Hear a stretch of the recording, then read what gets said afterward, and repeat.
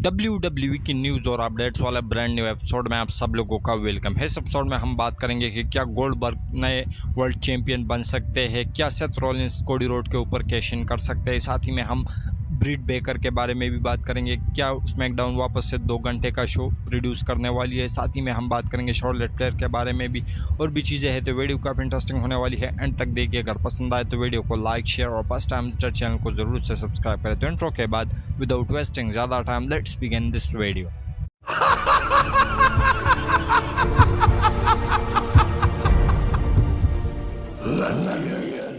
तो सबसे पहले स्टार्ट करते हैं स्मैकडाउन से। तो स्मैकडाउन जो है वो साल के स्टार्ट से यानी 2025 के स्टार्टिंग से हमें 3 घंटे के जो शोज है वो प्रोड्यूस करती हुई नज़र आ रही है। लेकिन हमें उस टाइम पर यह पता था कि जून के स्टार्टिंग से ये जो कॉन्ट्रैक्ट है ये यूएसए के साथ में ख़त्म हो जाएगा और वापस से WWE जो स्मैकडाउन ब्रांड है उसके लिए 2 घंटे के शोज़ जो है वो प्रोड्यूस करने वाली है। लेकिन अभी जो है एक अपडेट निकल के सामने आई है, एक नहीं बेसिकली 2 अपडेट्स है। एक का ये कहना है कि 4 जुलाई से स्मैकडाउन वापस से 2 घंटे के शोज़ प्रोड्यूस करने वाले हैं, और साथ ही में जो दूसरा अपडेट है उसका ये मानना है कि 14 अगस्त से जो स्मैकडाउन का शो है वो 2 घंटे के ऊपर आ जाएगा। तो पता नहीं कि कौन सा अपडेट सही है कौन सा गलत है, लेकिन दोनों मैंने आप लोगों के सामने रख दी है।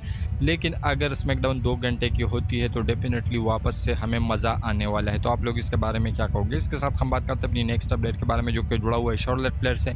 तो शॉर्लेट फ्लेयर के बारे में आप लोगों को बताता चलूँ कि रिसेंट टाइम में वो जो है वो वुमेन रोस्टर के बारे में ये बात करते हुए नज़र आ रही है कि जो स्मैकडाउन या मंडे नाइट रा की जितनी भी वुमेन डिवीज़न है उसके अंदर कोई भी ऐसी वुमेन नहीं है जो हम लोगों ने किया है वैसा कोई भी कर पाएगा, क्योंकि रसलमेनिया 35 को जो उस टाइम पर रसलमेनिया होती थी वो 1 नाइट की होती थी, 1 नाइट की होती थी। तो ऐसे में उस टाइम पर हम लोगों ने मेन इवेंट किया था रसलमेनिया को। तो ऐसे में ना ही फ्यूचर के अंदर ऐसा कभी होगा, क्योंकि अभी रसलमेनिया जो है वो 2 नाइट्स की हो चुकी है। लेकिन फिर भी जो वुमेंस डिवीज़न है उससे कोई भी वुमेन रेसलर जो है वो रसलमेनिया को अभी तक मेन इवेंट नहीं कर पाई और ना ही आने वाले टाइम के अंदर कर पाएगी, क्योंकि रसलमेनिया नाइट 2 जो है वो ही असल में मेन इवेंट होता है। लेकिन उसके लिए जो मेंस डिवीज़न है उससे हमें तगड़े मैचेस देखने को मिलते हैं। तो शॉर्लेट फ्लेयर के इन बातों से आप लोग एग्री करोगे या नहीं? वेल इसके रिगार्डिंग अपने नीचे कमेंट सेक्शन में ज़रूर दीजिए। इसके साथ हम बात करते हैं अपनी नेक्स्ट अपडेट के बारे में जो कि जुड़ा हुआ है AEW के स्टार डॉक्टर ब्रिट बेकर से। तो डॉक्टर ब्रिट बेकर के बारे में आप लोगों को बताता चलूँ कि उसके बारे में ऐसी अपडेट निकल के सामने आ रही है कि वो WWE के साथ टॉक्स के अंदर है और वो काफ़ी जल्दी आप लोगों को WWE के अंदर देखने को मिलेगी। लेकिन इसके बारे में ये कहा जा रहा है कि उसका जो कॉन्ट्रैक्ट है वो साल 2026 के अंदर एंड होगा, और इसके ऊपर जो टेक ओवर अपडेट है वो ये निकल के सामने आई है कि अभी WWE के अंदर वो किसी भी टॉक्स के अंदर नहीं है, लेकिन वो WWE उसके अंदर इंटरेस्टेड है। तो ऐसे में कॉन्ट्रैक्ट ख़त्म होने के बाद वो WWE के अंदर आप लोगों को देखने को मिल सकती है। तो आप लोग इसके बारे में क्या कहोगे? इसके साथ हम बात करते हैं अपनी नेक्स्ट अपडेट के बारे में जो कि जुड़ा हुआ है लियो मॉर्गन से।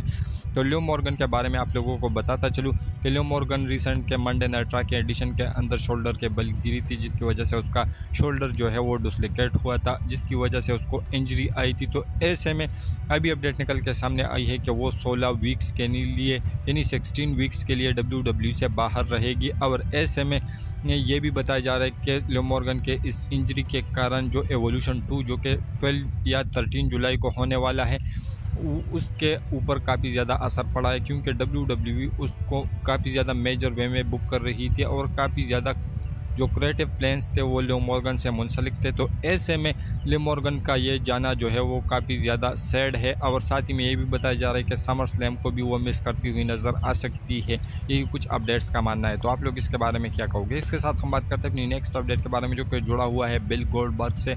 तो आप लोगों को बिल गोल्डबर्ग के बारे में बताता चलूँ कि उसका जो मैच है वो SNME जो कि 12 जुलाई को होने वाला है उसके अंदर गुंतर के साथ ऑफिशियल हो चुका है। तो ऐसे में अभी इसके ऊपर अपडेट निकल के सामने आया है कि जो गोल्डबर्ग है वो यहाँ पर चैम्पियन बन सकते हैं, उसके काफ़ी अच्छे खासे चांसेस है, क्योंकि WWE जो गोल्डबर्ग है उसको इतनी आसानी से नहीं हरा सकती। लेकिन दूसरी साइड पर गुंतर है जो कि काफ़ी ज़्यादा बड़े एक राइजिंग मेगा सुपरस्टार है। तो ऐसे में ये बताया जा रहा है कि गुंतर जो है वो टाइटल हार जाएंगे यहाँ पर अपडेट्स के अकॉर्डिंग। गोल्डबर्ग नए चैम्पियन बन जाएंगे, लेकिन तभी जो सेथ फ्रिकिन रॉलिंस है वो आकर कैश इन करेंगे गोल्डबर्ग के ऊपर, जिसकी वजह से वो नए वर्ल्ड चैम्पियन भी बन जाएंगे। और साथ ही में गोल्डबर्ग के हाथ से वो टाइटल भी चला जाएगा और गोल्डबर्ग चैंपियन भी बन जाएंगे। तो आप लोग इसके बारे में क्या कहोगे? और ये गोल्डबर्ग का रिटायरमेंट मैच भी है, तो आप लोग इसके बारे में क्या कहोगे? इसके साथ हम बात करते हैं अपनी नेक्स्ट अपडेट के बारे में, जो कि जुड़ा हुआ है विंस मैकमैन और कॉनर मैकग्रेगर से। तो ये इन दोनों के बारे में यह बताया जा रहा है कि ये दोनों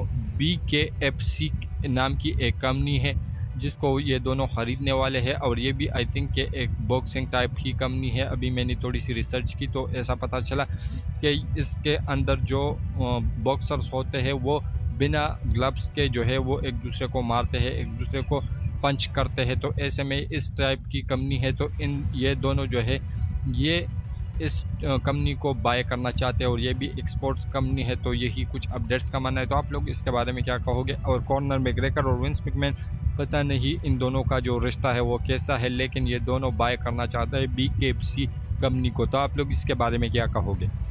इसके साथ हम बात करते हैं अपनी नेक्स्ट और फाइनल अपडेट के बारे में, जो कि जुड़ा हुआ है सेथ रॉलिंस के कैश-इन से कोडी रोड के ऊपर और वो भी समर स्लैम के अंदर। तो ऐसा बताया जा रहा है, एक ट्वीट निकल के सामने आ रही है कि ये जो कोडी रोड है वो किंग ऑफ द रिंग का जो टूर्नामेंट है वो जीत जाएंगे, और उसके बाद वो जॉन सीना को जो है वो चैलेंज करेंगे अनडिस्प्यूटेड टाइटल के लिए, और वो भी समर स्लैम के अंदर। तो ऐसे में ये मैच जो है हमें देखने को मिलेगा समर स्लैम के अंदर कोडी रोड और जॉन सीना का अनडिस्प्यूटेड टाइटल के लिए, और उसके बाद जो कोडी रोड है वो जॉन सीना को हरा लेंगे। लेकिन जैसे ही वो चैंपियन बन जाएंगे तो तभी सेथ रॉलिंस आ जाएंगे, क्योंकि ये जो रिसेंट के मंडे नाइट रॉ में इन दोनों का जो फेस ऑफ दिखाया, तो ऐसा बताया जा रहा है कि इसके पीछे भी WWE ने कोई लॉजिक सोचा है। तो इस वजह से WWE ने ये जो फेस ऑफ है वो हमें दिखाया, ये कन्फ्रंटेशन दिखाया, और जब से कोडी रोड आए हैं तो तब से अभी तक सेथ रॉलिंस ने एक बार भी उसको नहीं हराया है। तो ऐसे में उसके ऊपर कैश इन करके जो सेथ रॉलिंस है वो नए अनडिस्प्यूटेड चैंपियन बन जाएंगे, और साथ ही में कोडी रोड को भी हरा देंगे,